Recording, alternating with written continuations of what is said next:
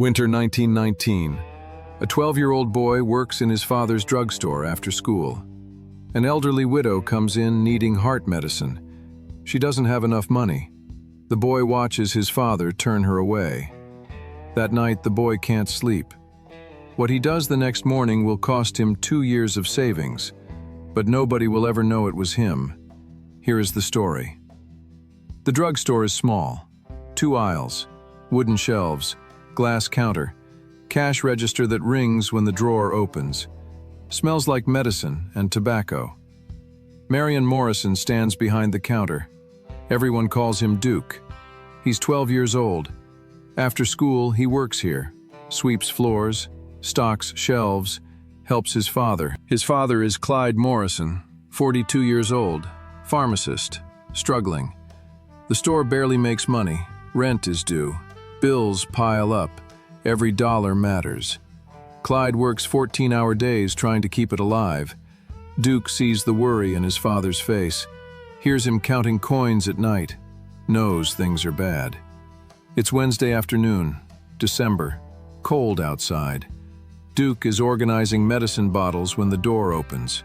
An elderly woman walks in, Mrs. Catherine Walsh, 67 years old, widow. Her husband died in France. Flu epidemic after the war ended. She's alone now, lives on nothing. She approaches the counter, hands shaking. "Mr. Morrison, I need my heart medicine." Clyde looks up from his ledger. "Of course, Mrs. Walsh." He goes to the back, removes the bottle, sets it on the counter. "That'll be $2.50. Mrs. Walsh opens her purse, counts what she has. Nickels, dimes, a few pennies. She counts twice, then looks up, voice quiet. "I only have 47 cents. Clyde's jaw tightens. Duke watches from the side, sees his father's face, the shame, the helplessness, the anger at his own poverty. "I'm sorry, Mrs. Walsh. I can't." She nods, doesn't argue, just closes her purse. "I understand." She turns to leave. Her hands are still shaking, not from cold, from trying not to cry. She walks out. The door closes. The bell above it rings. Then silence. Duke stares at his father. Clyde won't meet his eyes, just stands there looking at the medicine bottle on the counter. $2.50. The difference between life and death for an old woman. But Clyde can't afford to give it away. He has his own family to feed, his own bills to pay. That night, Duke lies in bed, can't sleep. Keeps seeing Mrs. Walsh's face, her shaking hands, the way she tried not to cry. He thinks about his father's shame, about poverty that makes good people do nothing while others suffer. Before we continue, quick question for you. But now he's lying in bed at 2 in the morning, thinking about Mrs. Walsh, about her shaking hands, about medicine she needs but can't afford, about dying because you don't have $2.50. He gets up, pulls the cigar box from under his bed, opens it, counts the money by moonlight. $2.75, more than enough. He knows what he has to do, knows it means no baseball glove, knows it means starting over, saving for another 2 years. But Mrs. Walsh doesn't have 2 years. She has days, maybe weeks. Without that medicine, her heart will stop. Duke decides, right then, at 12 years old, in the dark, nobody watching, nobody will ever know, but he decides anyway. Next morning, Duke wakes up before his father. 5:30, still dark outside.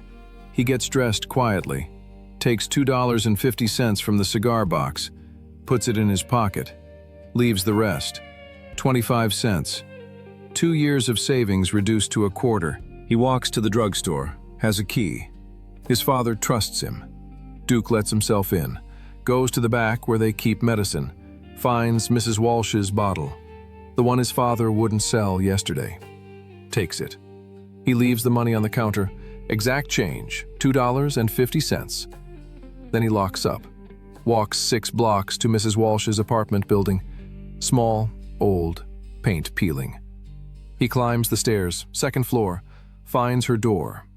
He sets the medicine bottle on the doormat, pulls out a piece of paper, writes 3 words. From a friend. Folds it, places it under the bottle.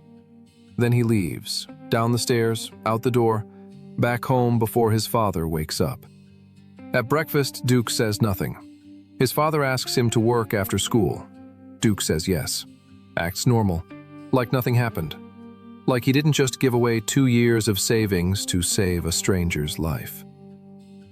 That afternoon at the drugstore, Clyde finds the money on the counter. $2.50, exact amount for Mrs. Walsh's medicine, and the medicine is gone. Clyde is confused, checks the ledger. No record of a sale. Checks the register. No transaction, just money on the counter and missing medicine. He assumes someone came in early, left money, took medicine.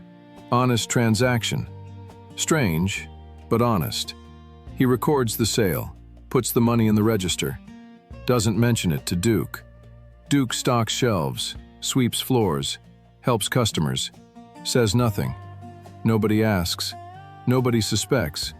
Just a normal day at the drugstore. That evening, Duke goes home, opens the cigar box. 25 cents left. 2 years of work. Gone. But he doesn't feel bad. Feels something else. Can't name it. But it's good. Like he did something that mattered. Something nobody will ever know about. But something that counts anyway. 3 months pass. Mrs. Walsh comes to the drugstore every week. Buys medicine. Pays full price now. Got a small pension approved. Widow's benefit. Enough for medicine and rent. Not much else. But enough. She always thanks Clyde. Always smiles at Duke. Neither of them know what he did. Duke likes it that way. Prefers it. The secret feels sacred somehow. Like telling would ruin it. Then one Wednesday, Mrs. Walsh doesn't come in. Duke notices. Mentions it to his father. Haven't seen Mrs. Walsh this week. Clyde looks up. She passed. 3 days ago. Died in her sleep. Duke goes still. She died? Peacefully. Her daughter said she went to bed and didn't wake up. Her heart just stopped. But she wasn't in pain. Duke processes this. Mrs. Walsh is dead. But she lived 3 months longer than she would have. 3 months because he gave her that medicine. 3 months of life he bought with 2 years of savings. Her daughter wants to thank whoever helped her mother back in December, Clyde continues. Said someone left medicine at her door with a note. From a friend. She's been asking around. Wants to know who did it. Duke's heart pounds. Did you tell her? Tell her what? I don't know who did it. Do you? Duke shakes his head. No, sir. 2 days later, a woman comes to the drugstore. Mrs. Walsh's daughter, Marion, 45 years old, looks like her mother, same kind eyes. She approaches the counter. Clyde greets her. I'm looking for someone, Marion says. Someone who helped my mother last December. Left medicine at her door. Paid for it. Anonymous. Clyde remembers. The money on the counter. The missing bottle. I found money and the medicine was gone, but I don't know who left it. Marion pulls out a note, the one Duke wrote. From a friend. She unfolds it, shows it to Clyde. Does this handwriting look familiar? Clyde studies it, shakes his head. Could be anyone. Duke is in the back, stocking shelves, listening. His handwriting is on that note.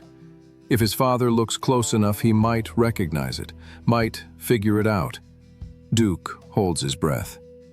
But Clyde doesn't, just hands the note back. I'm sorry. I wish I could help. Marion nods, accepts it. She takes out another piece of paper, pins it to the community board by the door. Duke watches. After she leaves, he walks over, reads it. To the friend who helped my mother. You gave her 3 more months of life. 3 more months of waking up to see the sun, of feeling wind on her face, of knowing she mattered. I'll never know who you are, but whoever you are, you're an angel. Thank you. Marion Walsh. Duke reads it 3 times, memorizes every word, then goes back to work. Says nothing. The note stays on the board for a month. Then someone takes it down, makes room for something else. But Duke doesn't need the note, has the words memorized, carries them for the rest of his life. Decades pass. Marion Morrison becomes John Wayne, movie star, American icon, makes 100 films, becomes Duke to millions. But he never forgets being Duke to one old woman who needed $2.50. He never tells the story publicly, too private, too sacred. But in 1976, he's filming The Shootist, his last film. He's dying, knows it, cancer eating through him. Between takes, he sits with Ron Howard, young actor, 22 years old, earnest, asks Wayne questions about life, about character, about what matters. Wayne tells him the story, the drugstore, Mrs. Walsh, the $2.50, the cigar box, the baseball glove he never bought, the note he left, the secret he kept. Ron listens, doesn't interrupt. When Wayne finishes, Ron asks one question. "Did you ever tell your father?" Wayne shakes his head. "No." "Why not?" Wayne thinks about this, takes his time answering. "Some gifts are meant to stay secret. The moment you tell someone, it becomes about you, about credit, about recognition. But when nobody knows, it stays pure, just an act of kindness, nothing else." Ron never forgets this conversation. Years later, he becomes a director, producer, builds a career, makes millions. And he gives money away, anonymously, scholarships, medical bills, rent payments. Never tells anyone, never takes credit, just helps and stays silent. When people ask why, he thinks about John Wayne, about a 12-year-old boy who gave away 2 years of savings and never told a soul, about keeping gifts sacred by keeping them secret. The cigar box still exists. Wayne kept it his whole life. When he died in 1979, his children found it in his house. Empty except for a quarter, 25 cents. The amount he had left after buying Mrs. Walsh's medicine. He kept it for 60 years. A reminder of sacrifice, of choice, of the day he learned that character isn't about what people see. It's about what you do when nobody's watching. His daughter Aisa asked about it. Wayne's widow explained, told the story. The drugstore, the widow, the medicine, the secret kept for 60 years. Aisa cried, not sad tears, proud tears, realizing her father was a hero long before Hollywood made him one. The cigar box is in a museum now, next to Wayne's Oscar, next to his cowboy hat, next to photos from 100 films. But the cigar box is what matters most, because it holds a quarter, and that quarter represents a 12-year-old boy who chose kindness over a baseball glove, who chose silence over credit, who chose character when nobody would ever know. That's who John Wayne was, not the cowboy on screen, the boy behind the counter, the one who gave everything and told no one, the one who understood at 12 years old what most people never learn, that real heroism is quiet, real generosity is anonymous, real character is what you do in the dark. And by the way, most of you watch these stories but forget to subscribe. If you want to hear more stories about the Duke and the values he stood for, don't forget to hit that subscribe button so we can keep sharing the American legend together. And unfortunately, they don't make men like John Wayne anymore.